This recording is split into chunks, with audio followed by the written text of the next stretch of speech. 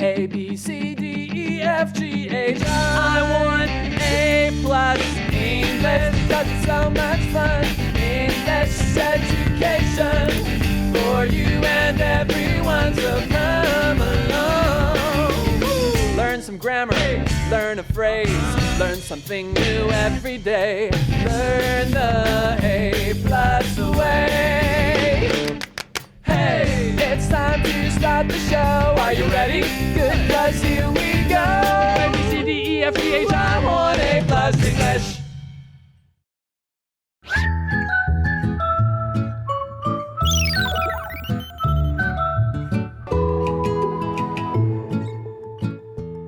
Hello, everyone. Welcome to A+ English. I'm Mike. And I'm Laura. And I'm going to make a noise, Laura. Tell me what this noise makes you think of. Okay. That's my version of a tennis ball being hit. Okay. Did it sound like a tennis ball being hit? No, it just sounds like you were spitting. I thought it was good. All right, tennis. We're talking about tennis, which is totally makes sense because it's the middle of winter. Oh, wait, it's not winter in Australia.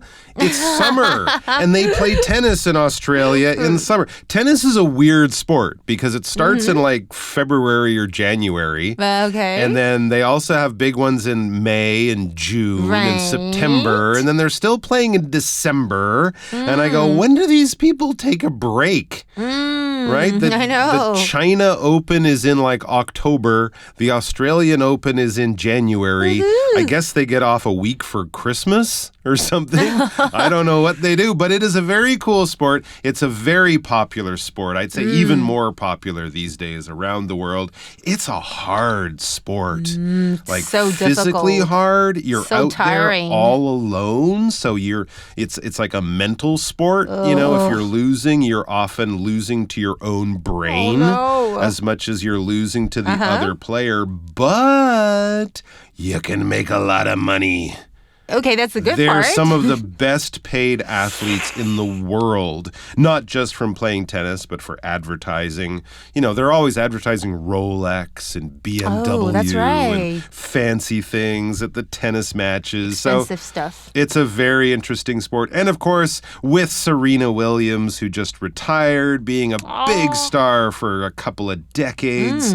We had the three gods, right? Federer, Sampras was my favorite when I was a kid. Federer, Nadal, and Djokovic. They're kind of moving on now, finally. So we're going to get some new young guys in there. There's, of course, great young girls like Coco Gauff, who won the U.S. Open. So it's a great, interesting sport. And it's also something Taiwan does quite well at. There's a woman from Taiwan who has won the ladies' doubles at Wimbledon like a bunch of times. I was watching her win this summer, and I said, why isn't she more famous? She's really good. Anyways, let's learn about tennis. Game, set, match. The cool world of tennis. But before we do, hey, Laura, have you ever played tennis, and what do you know about it? Well, I've tried tennis a few times with my friends. Super, super hard. What do I know about it? I love watching tennis, especially ever since I was a kid. And of course, what you mentioned earlier, the Australian Open is something I wouldn't miss. I used to love Pete Sampras when I was a little kid. Oh, okay. Yeah, before Djokovic and Federer and Nadal came along, he was the man. Right. He won many tournaments. So there's another great player, and there will be more in the future. So let's find out more about tennis. Game, set, match, the cool world of tennis. Game, set, match. The cool world of tennis. Warm-up question. Have you ever played tennis? What do you know about it? Game, set, match. It's a phrase that can be heard on tennis courts across the world. Tennis is a fun sport that you play with a racket and a ball. You can play the games in singles or doubles. Tennis is played on a special court with lines. You should hit the ball over the net and land it inside the court. If not, you lose a point. All right, so the article begins with those three words, game, set, match. It's a phrase that can be heard on tennis courts across the world. Absolutely. Game, set, match is a classic phrase or a saying, right? Used in tennis to signal the end of a match. It's like the final exclamation point to a thrilling game. Now, in a tennis match, a game refers to one game within a set, and every 6 games make up a set. Okay, a match is composed of either 3 or 5 sets. Yeah, so Mike, do you enjoy watching tennis matches? I do, depending on who's playing. Some guys like Nadal, he takes so long to serve. I find that frustrating. There was a guy named John Eisner from America. He was like 200 centimeters tall. He could never run, but he would always hit the ball over other people's heads. So his games always went really, really long because he would win, and then the other guy would win, then he would win, then the other guy would win. I hated watching his matches. But yes, generally I enjoy watching tennis on TV. Each point is a little battle, so it's kind of fun that way.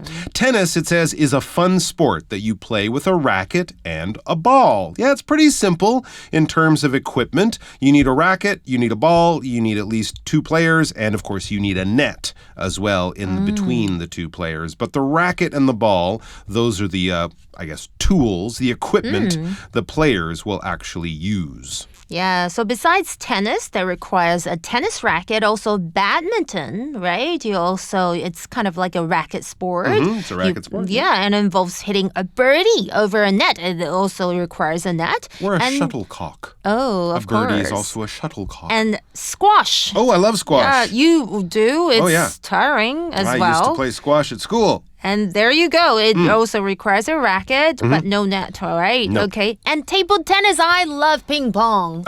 Ping pong. Yeah, I guess that's a racket sport. Yeah, it's kind of like a racket. It's kind of a different racket. It's like a mini tennis, I guess. I think we call it a paddle. But it's similar. Same idea. Hit a ball over a net, don't hit the net. Nice and simple. You can play the games in singles or doubles. That's right. Singles tennis or doubles tennis. The rules are basically the same. Doubles is fun because you don't have to run quite so much. You have a partner there to help you. And tennis is played on a special court with lines. Yes, that's right. A basketball court and a tennis court. We also say squash court, badminton court. You don't say a field. You don't say, an arena or something like that. It's not, even if you're playing on grass, like at Wimbledon, it's not a tennis field. It's a tennis court. I don't know why it's smaller. Often it has seats built around it. It's not kind of just in the middle of a field. And it has those special lines painted on the ground, but lots of sports do that too. Yeah, in singles, it's just you against one other person. And in doubles, you team up with a friend. And it's 2 people on each side. I actually prefer to watch singles tennis matches. What about you? I like singles. Of course, the big famous players are in singles, but doubles can be fun too. Okay. It's faster, right? Because sometimes the ball gets bounced right between the 2 people standing close to each other. And the other nice thing about doubles is you can have men and women playing together. It's called mixed doubles. And each team will be 1 man and 1 woman. And that's kind of unusual in sports, right? We don't often see sports where men and women are competing together at the same time in the game.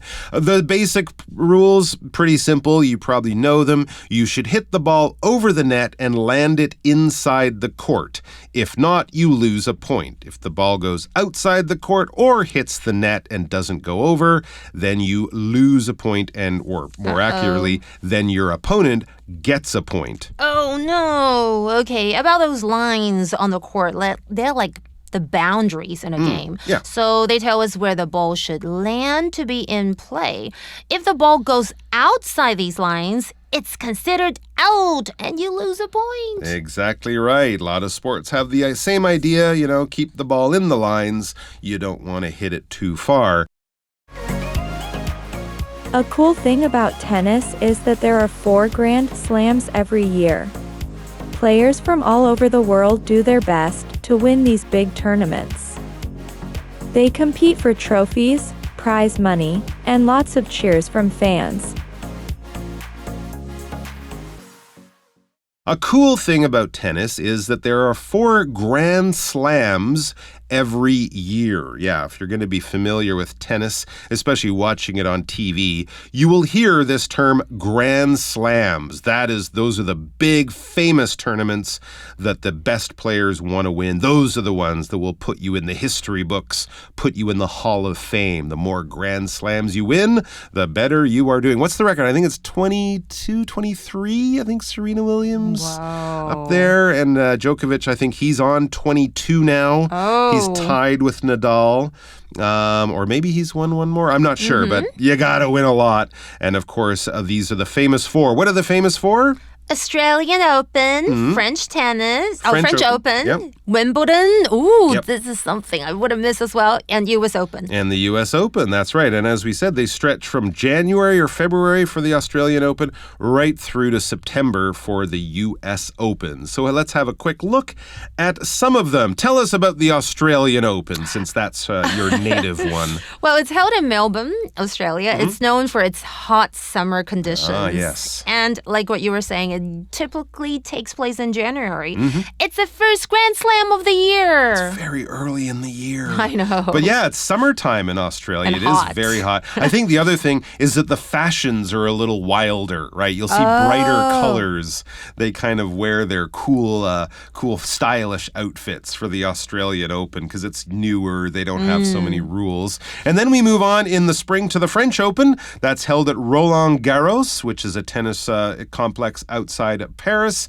This tournament is famous for the clay court surface. That's the slowest surface. It's People like challenging. slide around on it. know. It's kind of this red clay, Yes. mainly only used in tennis in France, Spain, Portugal, the drier, hotter parts of Europe. And very unusual. This is the one that Nadal from Spain was a master of. And a lot of other people who are really good at the other Grand Slams, they struggle in France because it is the most unusual surface and also the hardest to practice on because, you know, Right. if you're from certain parts of the world, like America, it's hard to find a clay court to even practice on. Exactly. So that's an interesting one. And number 3, the most famous. Wimbledon! And that's in London, England. It's actually in Wimbledon. It's in a town called Wimbledon, yeah. And grass courts instead of, like we mentioned earlier, clay in French Open. Yeah. And this is probably like late June to early July. That's right. And this is where the fashions get, well, boring. White dress code. Traditional. I guess you could say traditional. Some Yeah. people would say boring. White, all white, no other colors, only a little bit maybe on your shoes. Boring. And some people have gotten, yeah, but it's classic, you know. Okay. So that's the old favorite. And you have your strawberries and cream and sit there and the there you go. king or Prince Harry will go and, you know, it's pretty special. And then, of course, in September, late in September, maybe early September, they have the U.S. Open, which is in New York City. It's in Queens. And this tournament is played on hard courts. So this is the most common. Australia, U.S., both hard courts. This is the artificial surface. If you're playing tennis in Taiwan, most likely you're playing on a hard court. And it's got a kind of lively New York atmosphere. Everyone's cheering. And if you're American, they're really cheering for you. And it can be a little bit louder. Wimbledon is like playing tennis in a library. The U.S. Open is like playing tennis at a barbecue or a party. People are a little bit louder. Well said. So it can be fun, and especially if you're an American player, it can be a lot of fun because the crowd is really behind you. And that's, of course, where the young American Coco Gauff won just this past September, and she had a great time. Players, it says, from all over the world do their best to win these big tournaments. Yeah, as we said, Grand Slams, those are the ones that the top players really focus on. Yeah, okay. So tournament, 锦标赛, that's a little bit difficult. So I'm going to explain that in Chinese a little bit. And of course, I want to go there and, you know, take a look at how exciting they are, like playing live. And what do they do at the Grand Slams? Well, they compete for trophies, prize money, and lots of cheers from fans. Yes, of course, if you're an athlete, you're competing, you're playing against another athlete. And one of the common things to win would be a trophy, a big metal cup made of silver or something. Prize money, often millions of dollars. Gosh. And even if you're like top 5, you'll still make hundreds of thousands of dollars. So that's a big thing that they get. Okay. And I think now they're at the level where men and women get paid the same. Oh, I think. nice. I think. So that's a nice thing. And of course, lots of cheers from the fans. Everyone wants the fans to have a good time and to cheer for them. Great. Tennis is such a global sport. It's incredible how tennis unites people and cultures through the love of the game. And now it's my time to teach the words. 今天我们学到了好多好棒的跟这个 tennis 就是网球有关的。你们喜欢看网球吗？那首先我们先来学一下刚刚提到的Court 这个字哦，就是球场，它是个名词。除了 tennis court 网球场，我们 court 还可以用在什么地方？像是篮球场，我们也可以用 basketball court， 或是排球场啦 volleyball court， 或者是羽毛球场 badminton court， 还有刚刚有提到的 Mike 很喜欢，哇，我不知道他这么厉害，还会打这个耶，就是壁球的场，就是 squash court。Okay, and here's a super cool example sentence for the word court. The tennis players practice on the court every afternoon. 就是网球选手每天下午在球场上练习哦。那我们来看一下单字例句要怎么用。The two teams met on the court and were ready for the basketball game. 这两支队伍在球场上碰面，准备好打篮球比赛喽。那刚才提到哦，就是网球一个非常重要的还要有 net， 这是一个名词，就是球网。OK， 那如果在看网球的时候，这个球如果打到，就一开始发球的时候打到这个球网的时候，也会被裁判说 net。OK， 那我们来看一下例句要怎么用。The volleyball game stopped when the ball got caught in the net. 当球卡在球网中的时候呢，排球比赛停了下来。单字例句又要怎么用呢？ In badminton, we use a net to divide the court in half. 在羽球中，我们用球网来将场地一分为二。再来就是 compete 这个动词，就是有竞争或者是争夺。For example, the two friends decided to compete in a baking contest to see who could make the tastiest cake. 哇，这两位朋友决定参加烘焙比赛，看看谁能做出最美味的蛋糕。单字例句要怎么用？At the school sports day, we always compete in running. 我们总是在学校的运动会比赛跑步哦。那再来就是看到 cheer 这个字，注意哦，在本课是当作名词来用哦，它是有欢呼声或是喝彩声的意思。For example, when the team scored a point, the students yelled a big cheer. Woohoo! 当队伍得分的时候，学生们发出一阵欢呼声哦。那刚刚我们有看到一个很重要的片语哦，就是 do one's best to do something， 就是某人尽全力做某个事情，这个片语其实常常我觉得运动啊都是要有这样子的一个想法，就是不管是运动啊或者是参加一个比赛， it doesn't matter if you win or lose, as long as you do or as long as you did your best. 不论胜败，只要你尽力而为就足够咯。然后或者呢，我们来看一下，如果后面接不定词哦 Tom did his best to bake a perfect birthday cake for his best friend. Tom 尽全力烤了一个完美的生日蛋糕给他最好的朋友哦。这就是今天的讲解，接下来我们来看一下我们的 review time.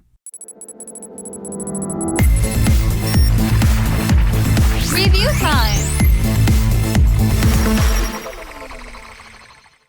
time.All right, everyone, we are back with our review of some new words that we learned all about tennis. Some of these work for other sports, but many of them are good for tennis, especially court, net, compete, and cheer. Are you ready to play a quick game of definition? Okay. All right, I will start with an easy one. To play against another person and to try to beat them and win. Is to compete. That is to compete, exactly. And if you do, you are a competitor or a player. Let's see. A collection of strings or ropes that have been... tied together to form a structure. A net, yes. You can stop tennis balls with a net. You can catch fish with a net. Or my favorite, butterflies. Oh, a butterfly net. Okay. Very different from a tennis net. Don't try to play tennis with a butterfly net. No. That will not work. Let's see. Well, this actually has several different meanings, but painted lines on the ground to form a playing area. Court. A court, that's right. Often Good definition. Yeah, often it involves also the seats around it. But really, you'd still call the one out at the park that just has a fence and it's just for people to exercise. That's still a tennis court. It doesn't have to have seats or the big high chair that the umpire, the judge sits in. Just the painted lines on the ground. And as we said, basketball court, volleyball court, tennis court, badminton court, all the same thing. And if you do really well on the court, people will cheer. You will yell and clap and scream and shout your name in joy and happiness and enthusiasm. They are cheering for you. Well done. And we are cheering for all you guys out there listening to us. Well done to you as well. Thanks for joining us. And we'll see you back here tomorrow with more from the world of... It's my tennis ball sound. Not spitting. It's really good. Okay. It does require me to spit a little bit, but it's really good. We'll see you back here soon. Bye. Magic Box 为了找到潜藏在市区里偷偷吃人的鬼，炭治郎呢前来卧底，绝对呢要把可恶的鬼给揪出来了。诶，怎么有个奇怪人躲在那里？是谁？Who are you？ 难道你是鬼假装的吗？哎呀，误会一场哦，是我的朋友一只猪肚子饿了，在偷吃柜子里的点心啦。幸好呢，我有问是谁，不然呢，我差点就要砍下去了。Who 这个字呢是个疑问词哦，它可不是状声词哦。OK， 它的意思呢就是中文的谁。像是呢，刚刚我对着黑暗中的人大喊 Who are you？ 你是谁 ？OK， 疑问词呢，想当然尔就是用在疑问句啦。那疑问句要怎么造呢？首先呢，我们用疑问词 who 开头，此时呢后面的句子要倒装，把 be 动词或是助动词移到主词前面。例如呢，直述句呢，我们说。My friend is the guy sitting there. 我朋友呢是坐在那边的那个人。问句呢，我们就用 who 开头 ，be 动词倒装移到主词前面哦。Who is the guy sitting there? 坐在那里的那个人是谁呀？Who is the guy sitting there? OK，who 疑问词引导的问句就可以这样形成哦。刚刚呢，我们看到的是 who 最基本呢，也最常看到的用法，问身份、问姓名、问关系，那个人是谁？是一只猪啦，是我的朋友啦，他是鬼杀队的队员啦。OK， 回答呢不外乎就是这些。那除此之外呢 ，who 也可以用来问执行动作的对象是谁哦。此时呢就比较特别咯 ，who 可以直接当作代名词后面接上动词的不同时态。例如呢，蝶屋的伙伴们呢，他们发现这个点心都被吃掉了。Who ate all the snacks？ 谁把全部的点心都吃了？因为已经被吃了，所以这边 who 后面加上的 eat 是 eat 的过去简单式。这样的问法呢，也就是在问是谁做了什么事情。